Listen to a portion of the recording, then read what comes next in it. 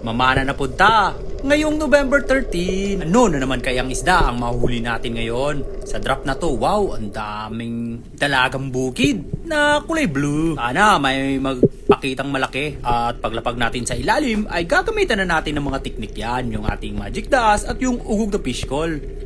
Mukhang walang nakarinig ah. Hoy, lumapit na kayo. Medyo mababaw lang ang sinisisid natin kasi bago pa tayo bumalik sa pagpamana. At syempre, look to the left and look to the right muna para pag may dumating na isda, hindi tayo magugulat.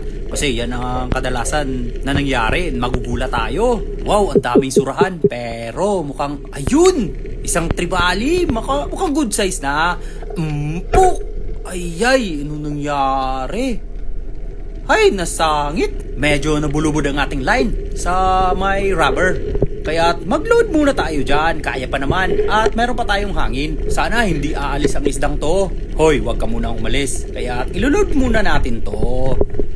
Uy, kayang-kaya pa naman.